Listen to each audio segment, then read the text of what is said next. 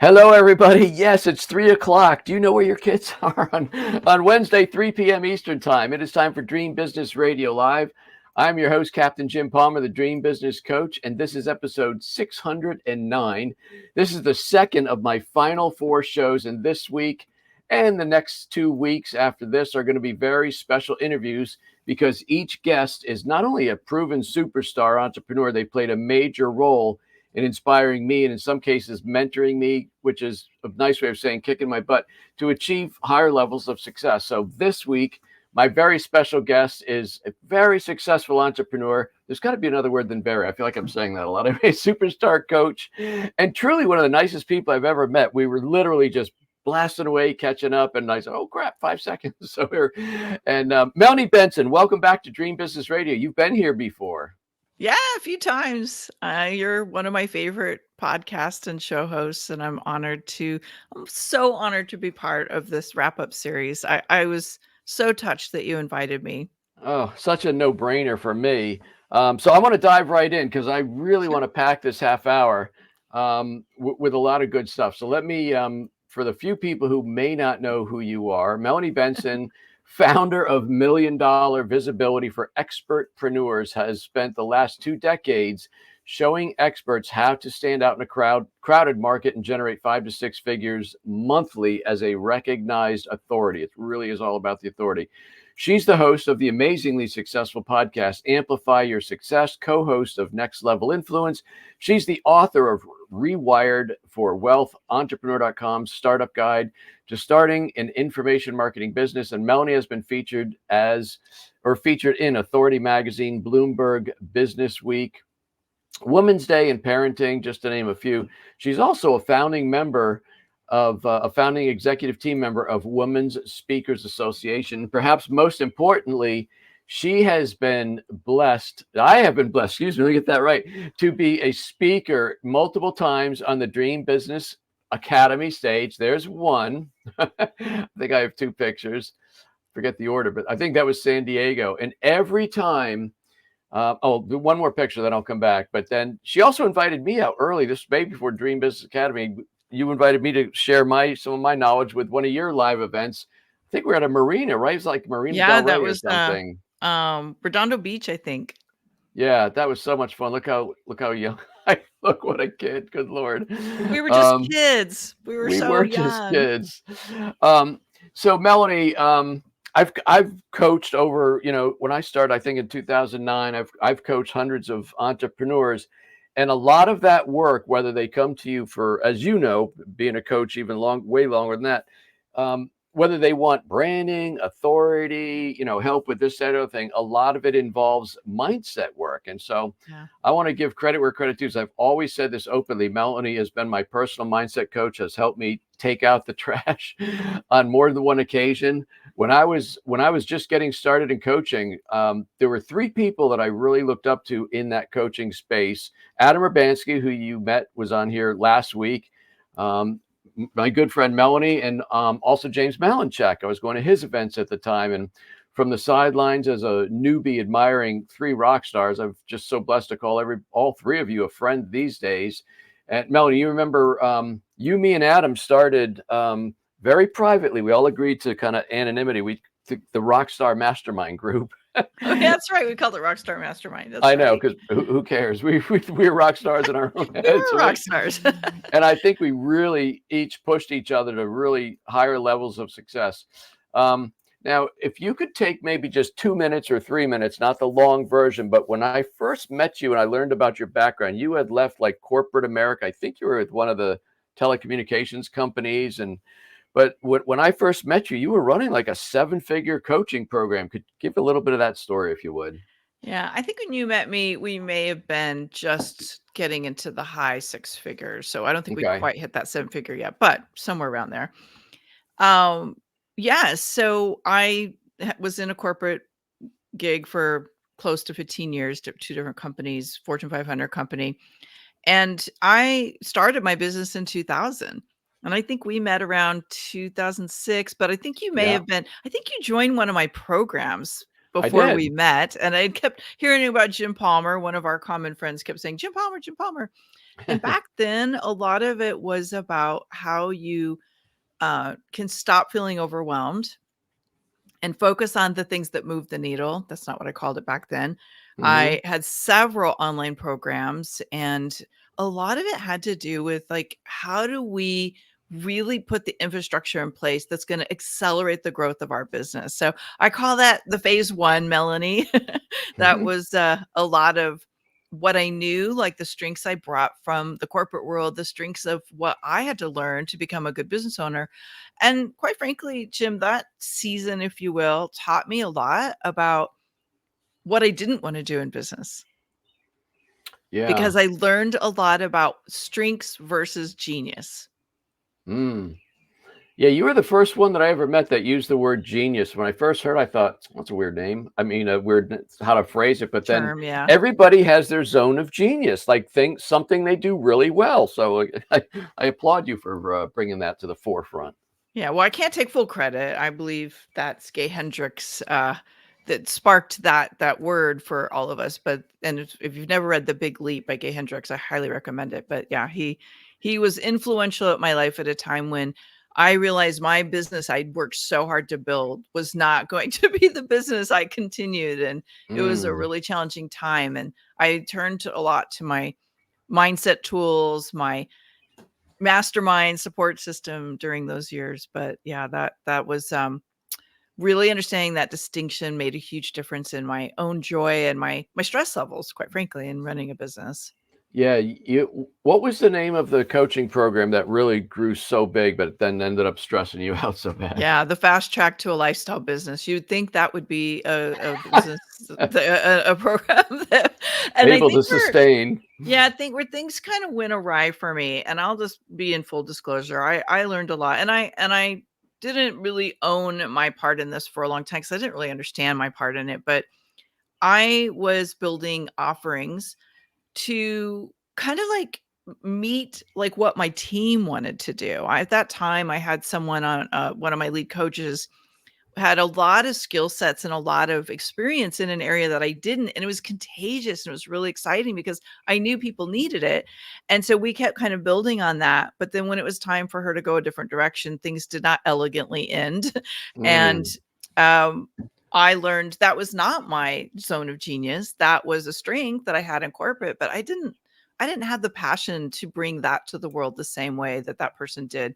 And so, yeah, it abruptly closed, and it was during the financial crisis. So there was like, I always call that was my perfect storm year where everything that could go wrong went wrong, many things outside of my control. But I was not at the stage in my own personal development where I navigated that in a way that I felt good about.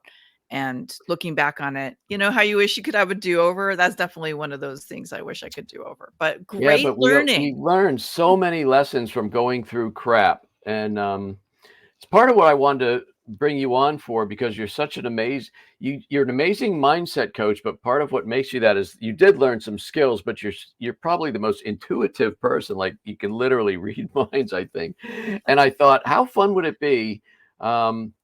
So I wrote a book called Decide. That was my mindset book, and I apologize to this day. You should have been a co-author because, with your full permission, because I've interviewed you so many times. Yeah. I said, here's some things I want to share in this chapter, but then let me buff it up with some of this transcripts from our interviews and things you shared. So I mean, that'll be a faux pas that I'll live with. But anyway, um, Well, it was the easiest co-authoring I ever did. Let's just put it that way. yeah, there you go. You didn't have to lift a pen. We had it all on Yeah. tape, so to speak. So I thought no matter what I ask you about mindset, I know that the people who listen to Dream Business Radio and sometimes catch it on the video here, um, it's going to be beneficial. But I thought, well, I'm getting out of the game here, so I'll expose even more of my failings or my shortcomings early on, like I did with Adam, and they might be helpful to you. So I wrote down a short little list of the breakthroughs that you personally helped me with. So the first one, I remember it was in August. It was August, and I don't know exactly the year, but I was so busy and I was major league stressed out. And I called you and said, I've got to keep working. I've got so many deadlines. I was probably writing a book. I was probably doing so many things. And I said, what should I do? How do I prioritize? You said, prioritize by getting the hell out of your office and I think you said, take a week off. I said, no can do, but I'll take the day off. And I drove up. I remember, I think I wrote about this at Decide. I drove up to Eagles training camp. Now, it turns out I had my camera. I was shooting videos every week at that point, and I shot a video, so I technically was working. But for me, the driving the car and just thinking about stuff helped me decompress. That was a big lesson for me. But how often do you tell type A entrepreneurs, get out of your office, go take some time off? It's funny, it doesn't come up as much anymore, the work I'm doing today, because it's more about Hmm. visibility and really like standing out. And I think maybe our society or our entrepreneurial community has kind of woken up to the hustle and grind culture isn't really a sustainable approach. Right. But I think over the trajectory of my career, I've probably had that conversation 1,000 times. I remember a client who she was straddling running a pharmaceutical placement company, like not pharmaceutical, the pharmacist placement company. And she was doing that and building a coaching business at the same time. And she literally was so like to the minute if something went late, her whole world went crashing down. And so the work we did together was literally like, you have to create space Mm. if you want to grow. And it was so hard for her to do it. So it's definitely a common issue for our entrepreneurs who are very driven and ambitious and have a lot of moving plates at all times. And they like to generate more activity. And activity, another thing you told me, activity doesn't equal progress, right? I mean, Right. Stephanie said for years, Jim has the patience of a gnat. And I think in relationships and family, that's not always good. In business, I think it served me well because Yeah. I was always getting stuff done fast. But another area that I think a lot of people struggle is money mindset, millionaire mindset, Mhm. whatever you want to call it. And initially, it can take many forms. You're too cheap or too scared to invest in faster growth, right? And one of the things you said from one of my stages from one of my events was just reframe it instead of saying I can't afford this, which is a shut down kind of negative a phrase. You say what has to happen for me to be able to afford this, and I'm like, oh my God, write that down right in the back of the room. So talk about a little bit of money mindset, and then I'll reveal one of our very personal conversations. Yeah. Well, and by the way, public thank you for so many just exquisite opportunities to be of service to our communities by inviting me to speak on your stages. It was a beautiful dance we did because I didn't have to sell from the stage, which was never Yep. my favorite thing to do, but I could add value to your offers. And then, people would naturally resonate or gravitate towards me when it was right. Money mindset to me is something that we often aren't born with, but we have to create. We have to develop it. We have to become the version of ourselves that is capable of navigating six-figure, seven-figure, eight-figure businesses, right? And what Hmm. happens is we often stop growing at the level at which our mindset can hold onto the idea that we can have that. Yeah. And I think a lot of time hello, I love the little, things that pop in there. Uh, I think sometimes we are conditioned by family, by culture, by religion, by experiences, by pain. We have all these micro traumas that occur between childhood and adulthood that reinforce either a message that you are capable and you can do this, or reinforce the message that you are not cut out for this, or you don't deserve it, or whatever it is. And this is a very complicated thing. And I studied uh, NLP, neuro-linguistic programming, and neuroscience. And there is science that explains why our brains have a set point around money that we literally Hmm. cannot move beyond. So that's a lot of what I love teaching at your events. And I know it influenced a lot of our personal conversations because I had to do my own work around money and mindset. That saying every new level releases a new devil. Well, I've certainly had that in my life. I did some very powerful mindset recoding that got me to break into six figures. But then when I hit seven figures, I think a big part of why some of those things didn't go the way I had hoped was I hit a new level that I didn't know how to be the person that could navigate that next level. There was decisions and stressors and influences that I was not prepared for. And so I think we have to be prepared to do the inner work. We might also call it the business energetics that allow us to be capable of decision making and action that meets the level of revenue that we're entering.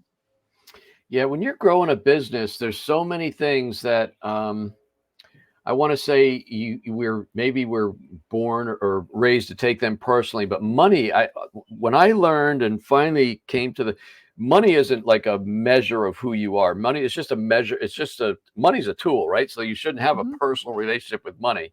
But the other thing which was interesting is I had enormous just a weight on my shoulders about the initial debt I had. So, I was out of work for a year and a half. I had cancer and all this stuff before I started my business. So I not only was broke, but I was in debt. And first year, my business was revenue free, right? So I had to carry the family and the mortgage and stuff on credit cards. And I had a lot of um, remorse about that.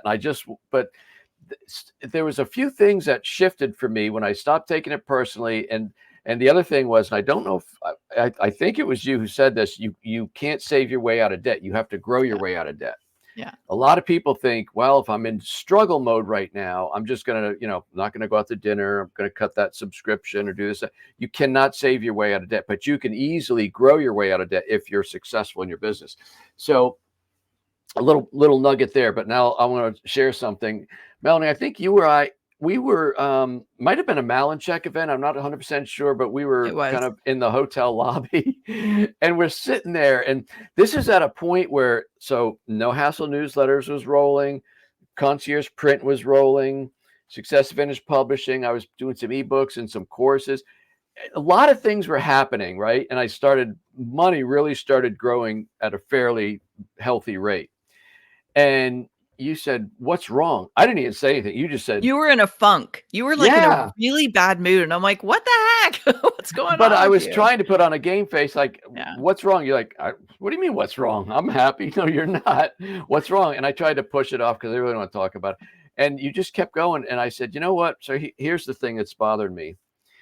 My revenue is growing at a very healthy rate, and I still feel poor. I still feel like year one. And the reason for that," you said, "Well, why is that?" And I said, "Because I'm paying down all this debt. I can't wait to be debt free." So the money's rolling in, but other than what I needed to pay the bills I just kept plowing it to the credit cards. And I think you said something, you are so far out of balance or out of whack or out of your comfort zone. I don't remember which one it is. And you say, well, what would make you feel better? Like, what's a big number to you? And it's not the same number today, but back then I said, I've never had $10,000 in the bank. If I had $10,000 in the bank, man, I'd have such a comfort level. You said, well, that's fine. So whatever money comes in, pay your bills, and whatever's left above 10,000, send that to credit cards and leave 10,000 in the bank. And I'm like, duh. No, but I mean, that was so mind-blowingly powerful for me, how you did that. Mm. Well, I'm just getting chills thinking about this, moment because I think it was a turning point for both of us in different ways. I do a lot of like you said, I have a really strong intuition, and I can Hmm. pick up on behaviors and actions and belief systems and conflicts that are holding people back in a conversation. The words people use are clues of where they're actually blocked from their greatest level of success.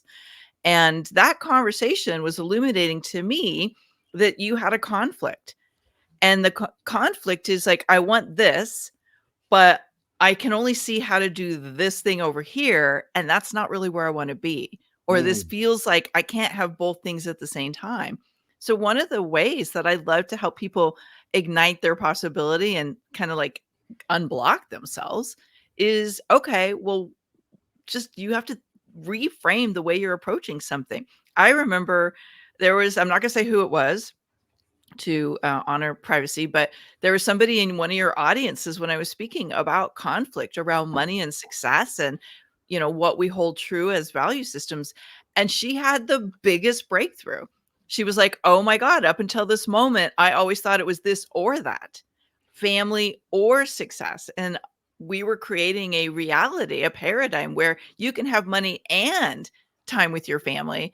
And it was like, I didn't even know it was possible. And I think that's the rub, Jim, is if we don't believe something's possible, we've never seen it as a reality, or we don't have a path, depending on how our brains work, we limit what we believe we can do. For some people, it's just saying, hey, well, yeah, you can do that. And then you create the path. For others, you have to dissolve whatever those like those internal hidden belief systems that are causing you to filter your opportunities in a very limited way. That's usually trauma or some kind of negative conditioning. But yeah, in that moment, Jim, you literally, like, your whole world rewired. And that's the power of mindset coaching with success strategy. Because you can have the best strategy in the world, but if you don't have the mindset to go with it, you will keep yourself in pause. That's right. It's like, when we did our Dream Business Academy Orlando, I told the elephant story where, a baby elephant with a chain around its leg with a simple, like a tent stake in the ground, and it can't pull it. And it grows up to be a humongous creature capable of turning over a train car, but it won't pull the stake out of the ground because that's how it's been conditioned, right? Yep. And I learned so much about reframing. And I think that's the important thing about working with a good coach. And sometimes you need two coaches. Maybe you need to work with a marketing coach or branding coach.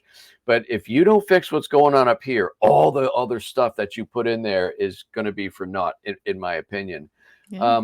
So we got about 10 minutes left. I want to do not a rapid 30-second answer, but I got a couple other things that I know are hot topics for entrepreneurs who seem to get stuck.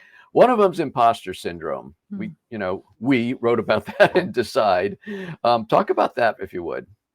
Yeah. So, I mean, people oftentimes find that they're not believing they're capable of receiving what can come for them. So an example might be, I am being challenged, or I'm ready to grow my revenue, but on some level, I don't know if I can deliver the program the way it could be delivered or should be delivered to warrant that level of revenue, right? Or this comes up, I see a lot for people. I teach this strategy of how to borrow or create $1 million visibility. And to me, what that means is you allow your message to be magnified and amplified in a way that you're touching the lives of people all over the world. And it's much bigger than that, but for the short version, yeah. Imposter syndrome is, I'm not ready to be that visible. Who would want to hear that message? Like, I don't know, does my message, does what I have to say matter to anybody?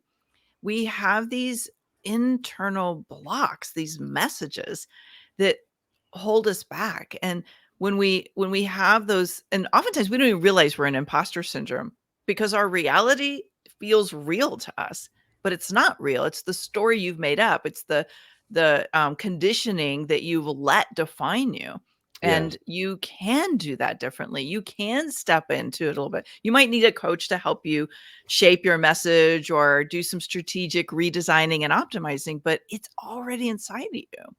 So I say imposter syndrome is an opportunity to discover where your genius can be monetized and amplified to the world around you.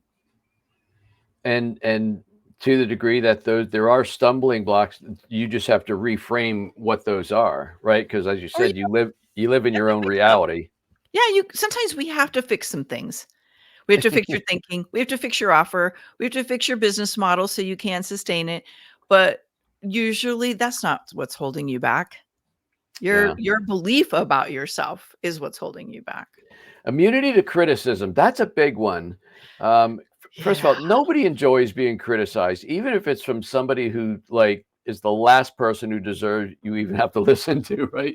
Which is usually I won't be mean, but when you do things, Dan Kennedy had an expression, the higher up the flagpole you go, the more your butt's going to hang out, which is kind of like, as you become more successful, you're more visible and people take shots. Far be it for me to correct Dan Kennedy, but I added to it. I said, but that's okay because the view's much better up there, right? So take a few slings and arrows and roll with that. And I've got my own advice I'll offer, but you're my guest. You go first. How do people deal with the incoming, and social media has just exacerbated it on Yeah. about criticism? Well, I think first of all, if you anticipate it and expect it, and again, it's about a reframe. What if criticism means you're doing things right, even if the person who's criticizing you doesn't think that way? So I'm a recovering people pleaser. My trauma, my childhood conditioning was you have to make the authorities happy, because if you don't make them happy, bad stuff's happening. So I Okay. was conditioned to take criticism and say, "Oh my God, something's wrong with me." Well, as an entrepreneur and doing the work that I do, I had to quickly realize like criticism means nothing unless the person giving me that feedback is somebody who is A, in the trenches with me, as Brene Brown so elegantly has said in her work, or B, they're a client who's genuinely wanting something that I'm not able to give them, and that criticism can help improve what I do. That's the only space where criticism is worth its salt Right. to me. And I will just say the minute, and we can self-criticize, right? So Yes. self-criticism is when you're comparing yourself to the progress of others, right? And you are criticizing your own journey and your own results because you're comparing where you are to someone else. And that is just as damaging. So you have to be willing to navigate your own self-criticism and reframe those gaps as opportunities rather than problems. So I think perfectionism, being a perfectionist and immunity to criticism very often are tagged, right? Yeah. Because, I think perfectionism is a label you wear to avoid the criticism. So this isn't ready to launch. I'm not ready to publish. I'm not ready to go live. I'm not ready to start my podcast because my voice is high pitched and silly. I don't know. You come up with all this stuff, right? And so they're very much interwoven. What I tell my clients is this. I said, listen, um, the shift that you have to make, or what was it, the reframe that you want to do in this department is just make a choice. You have to choose to be judged on the quality of the information and the sharing, the giving, the caring, the value that you provide the marketplace, and not the imperfect way in which you provide it. And, when I started my video channel in 2009 with a little flip camera that about the size of a pack of cigarettes, the Kodak flip camera, oh my God, each video took hours because I didn't want to look like some, inexperienced boob. So I did over and over and over and over. And then when I finally cut loose and just started being a little bit more myself, and I started paddling my kayak with the thing on the tripod, doing all of that, that's when people started watching. I said, wait, the more I'm just being me, the more viewership was going up, because it's not about being perfect. It's just about delivering good value. So that was a way long explanation, but care to comment before we move on? Yeah, well, I think some of this has to do with our brand, right? And like, how do we want to be known and experienced by others? And when we're trying to like get everything perfect, perfect doesn't exist. It doesn't even Mhm. exist in nature. It's a illusion. Now, we do want to put brand aligned quality forward, whatever that means to you. And if you can't do it on your own, then hire people to help you get there. But when we let it stall progress, what we're saying is, I don't really believe that I'm good enough. So I'm holding myself back because I don't want to be judged. I think one of the magical things that happened when you started showing more like you jumping off the The dock doc. into, it's like, I remember that. It was like so clever. But what you did was you made yourself relevant and authentic to the people that relate to that way of being. And that's what we Mhm. do with the brand. When you want to be a recognized authority, which elevates your ability to command higher prices, get more bookings, get more interviews, right? What you're doing is saying, this is the energy of my brand. Does it resonate with yours? We don't have to be all things to all people. That's And that right. probably was a mindset reset that I needed to hear. I needed to hear that in 2002 when I was stuck. I was trying to be everything to everyone. And it's like, that was not selling. You can't be everything to everyone. You need to be the specific, relevant resource and solution to the people you want to work with and who need it and can afford it and will pay it.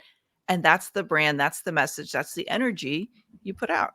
And to the people that don't like your energy or your stupid sophomoric humor or however else you present yourself, they're not meant to do business with you anyway. And so why take the call and take a half an hour to figure it out? Just let them not be attracted to you. Yeah. So we're at the bottom of the hour. Can you go like 5 minutes? I got a couple Yeah, more I'm questions good. for you. We're Okay. having fun. Well, Oh, why do we have I to knew cut this this would be short? You're great. retiring. I know. I got nowhere to be except at 4 o'clock. So how do you, one thing that, and there's so many neat little cliches, but failure is a part of growing Mhm. business, right? Um, how do you rebound from failure without, crying in the corner for too long, half an hour or a week or a month? How do you rebound quickly and just kind of get yourself going again? Yeah, this is something I had to learn. Because let me tell you, my first big failure, I did not do this well. Mm, I almost let it completely pull me out of the game. Actually makes me a little sad even thinking about that moment because I didn't have the tools in my toolbox to rebound from failure. But let me tell you something. Every human fails. Every entrepreneur fails. Every successful CEO fails. Everyone fails. And the more you fail, I love this quote. What's the lady's name that the founder of Spanx? Like she has this beautiful quote. mm. It's like her dad taught her, if you're not failing this week, you're not growing. And I You're want you not to go out trying there and hard fail enough or more. something like that. Yep. Yes. So again, a reframe. What if instead of trying to avoid failure, you either A, push for faster failing, let me get enough stuff out there to figure out what is going to work and just release, shift out of like, okay, I'm not going to make that mean anything about me. What it means is I'm growing, I'm trying, I'm in the game, I'm willing to do whatever it takes. That's what failure is. It's a failed attempt. Great. Shuff it off, get up, go again. What did I learn? How can I do it better? I had to learn the skill of, okay, shuff it off, get back in the game, do it better. Now, I want to honor that sometimes we got to feel the feels because if you don't feel the feels, you can't learn the lessons, you can't figure out who you need to be to do it better. So Mm. don't try and like um, Tough it like out. one yeah, you don't have to pretend like it didn't suck. It did Mhm. suck. Own it, acknowledge it, write about it, confess it to your mastermind partner, share it with your coach, but don't pitch a tent and live there. Figure out what you need to do to pick yourself up and Oh. then go figure out what will work better. That's the entrepreneurial game. That is the next meme I wanna see from Melanie Benson. Failure, don't pitch a tent and live there. I mean, that's I really have said good. that like 3 times this week. I know.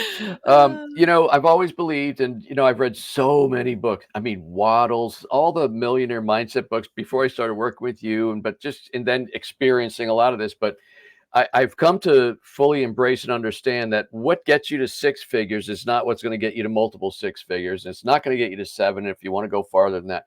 It's always expansion of your mhm. mind, expansion of what you can do, expansion of risk and things like that. So and a lot of people that follow me are in that six-figure range. So how do six-figure business owners typically get in their own way? So they're like barely there, but then they can't get past it. Hmm.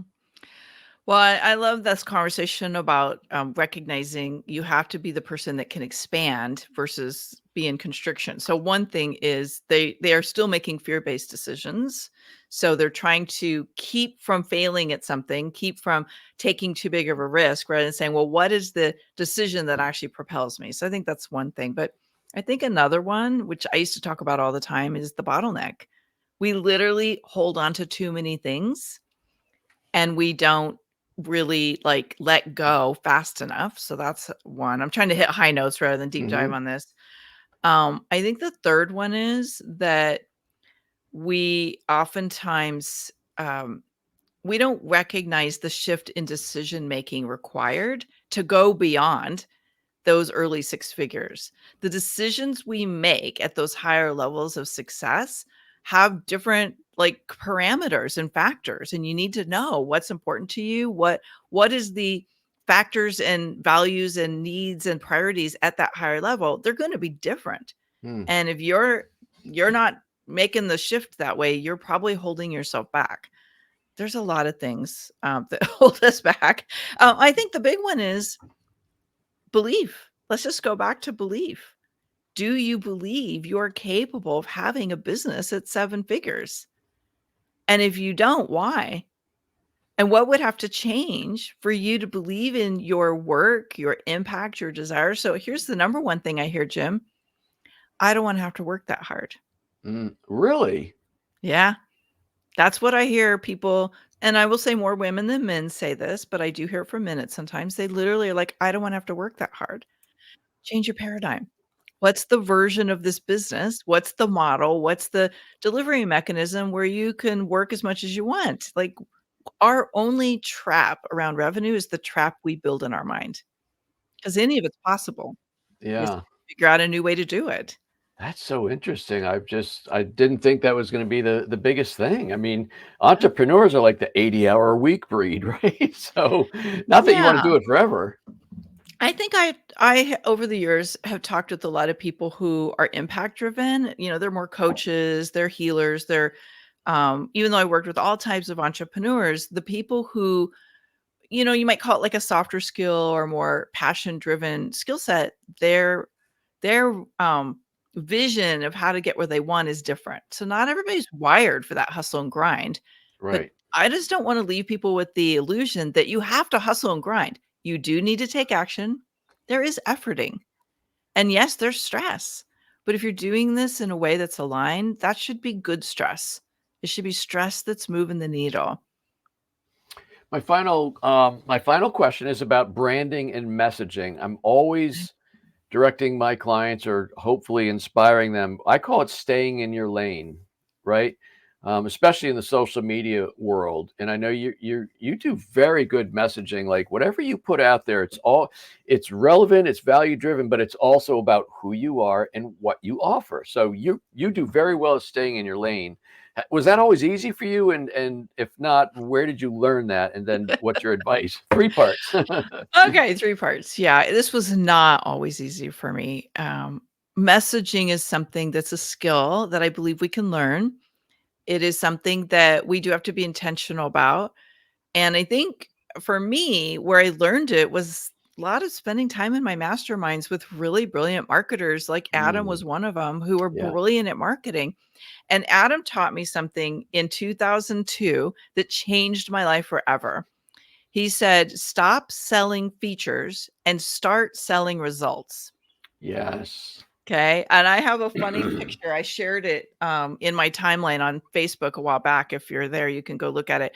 It was a CD that he helped me create in 2002 that where I had crickets before. I had a line of people asking me for this CD because it was solving a problem rather than talking about being a coach. Nobody was looking for a coach. They That's wanted right. solutions. And this is probably the biggest learning and place to optimize messaging is learn to talk about the results, the relevant specific results your clients want, and stop getting so attached to how you get them there in your messaging. That's what transformed everything for me. And now I'm actually teaching that a lot in my programs because I kind of mastered it along the way because I was like, okay, I'm going to learn how to put out messages that are juicy and exciting and inspiring to my audience. It was always funny when Adam would just drop this profit bomb, whatever you want to call it, and he'd just move on. It was like brilliant, but he didn't even see the brilliance in it. He understood the brilliance, but you know what I mean? He was just that Yeah. way. Humble. Very humble, such a great joy. Well, my gosh, Melanie, you've been so important to me, both professionally and personally. I value our friendship more than you'll probably ever know. I hope maybe someday we'll bring this big motorhome out that way or wherever you are, and we'll connect again. Yeah, I But got a thank you nice so spot for you much. in front of our property, so Really, no HOA is going to come have me no, towed away. no, HOA free zone, so, we'll even hook up Wow. some electricity for you. That's it. I can run on 110 for a night or two, but unless it's really hot, then I need power, but I got a Can I generator. just say one last thing Yes, before we yes, close of this up? course.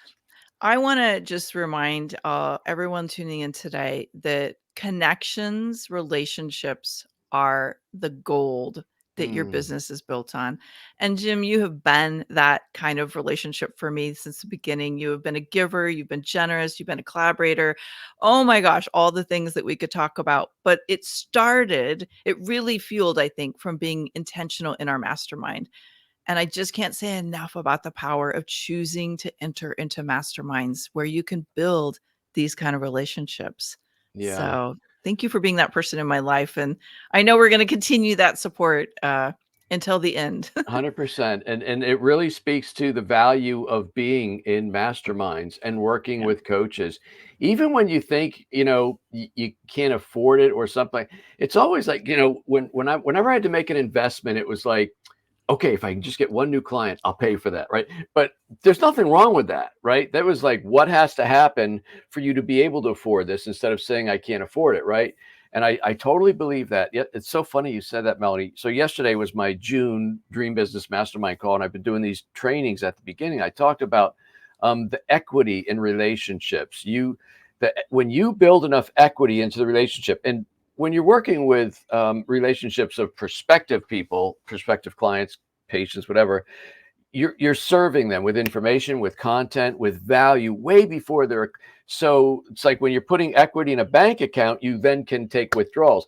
And I was doing a contrast between that and typical direct response marketing where, hey, this is who I am, buy my ebook or, join my course. It's like hit.